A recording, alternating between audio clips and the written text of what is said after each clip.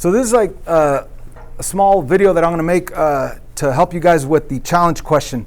Now, one question I could ask you is like, is this consistent, independent? Is it consistent, dependent, or is it inconsistent? What do you guys say? Inconsistent. Why? Because obviously they do not cross. And how do we know algebraically if they cross or not? Same slope. That's exactly right. So when we look at from here, it goes up 1 over 2. From here, it goes up 1 over 2. Yeah, it has the same exact slope. They are parallel. There's no doubt about it. These lines will never cross. That's what we call an inconsistent system. If I asked you to solve, you would say no solution, right? Because there is no point in common. Now this one, if you look at it, it kind of looks like it's inconsistent, right? They don't cross right here, but if you really look at it and you count the slope, this one's 1/2 up 1 over 2. This one's 1/3 up 1 over 3. These are different slopes, and we know that the only way lines are parallel is if they have the same slope. So because these are different slopes, they will cross. So this one would technically be a consistent, independent system. They will cross. Now the thing is, where will they cross? Well, they're going to cross, let's say, somewhere way over here. Does that make sense? Somewhere way over here, they're going to cross way off the graph. But at least we know they will cross. And that's one question similar to a question that you're going to have on tomorrow's quiz and on today's practice quiz. In addition to that, guys, there's a challenge question where I tell you, you know what? Solve this system. In other words, where will they cross over here? And you need to find this point in common. Wherever they cross, you need to find it. Now, you're not going to be able to do that graphically or visually. You're going to have to do that algebraically. So how are we going to do this? You're going to have to create your two equations. So let's take a look at this top equation. Could somebody tell me what that line is in terms of y equals mx plus b? The slope is 1/2, that's right, with an x, and then the y-intercept is 4, that's right. The slope is 1/2, and the y-intercept is at 1, 2, 3, 4. So y equals 1/2 x plus 4. Now let's look at this one. What's this equation? 1/3 x minus 2. Perfect. The slope is 1/3, and it does cross at minus 2. So we're going to write our system down here. Y equals 1/2 x plus 4, and also y equals 1/3 x minus 2. This is our system that we could focus in now algebraically to find where they intercept. Now, first of all, whenever we deal with systems to solve, we want to see the x's and the y's on the left side. And not only that, we don't like fractions. So let's get rid of the fractions. How could we get rid of a fraction? By multiplying everything by the denominator of the fraction that you want to get rid of. So I want to multiply everything by 2.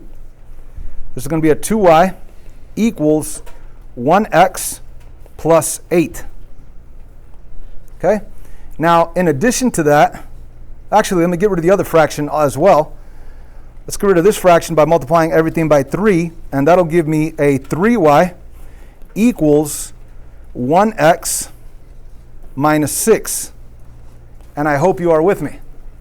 So this is our new modified system, but let's get the x's to the left side. So I'm going to subtract 1x, cancels, subtract 1x. I'm going to have to rewrite that, but I might as well subtract 1x over here and subtract 1x over here, and I'm going to have to rewrite the bottom equation as well. So let me rewrite the top equation. The top equation will read negative 1x plus 2y equals 8.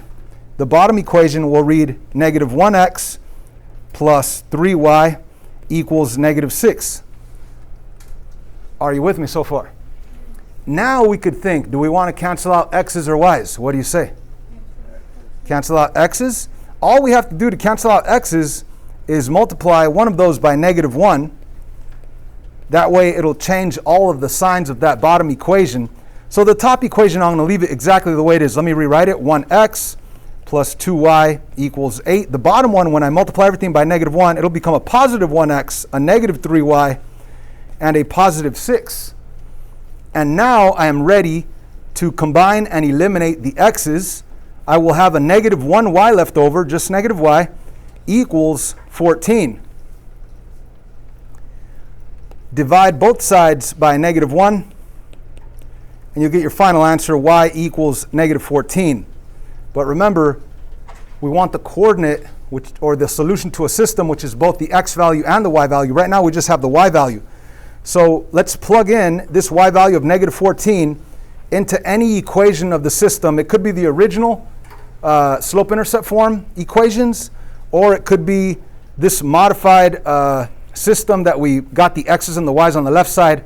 I'm going to plug this negative 14 right in here to the top equation. So I'm going to rewrite this top equation. Here it is, negative 1x plus 2, but instead of y I put parentheses, equals 8. All I did was rewrite this, but instead of y, I left a parenthesis to plug in the negative 14 right in there. Okay, so that's what I'm going to do, plug in the negative 14 right in there. Do the math. We're going to have a negative x. 2 times negative 14 is negative 28 equals 8. Let's solve for x by adding 28.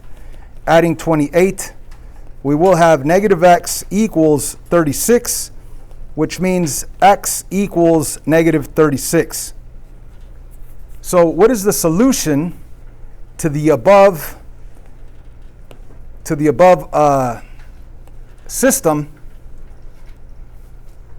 The solution is negative 36, comma, negative 14.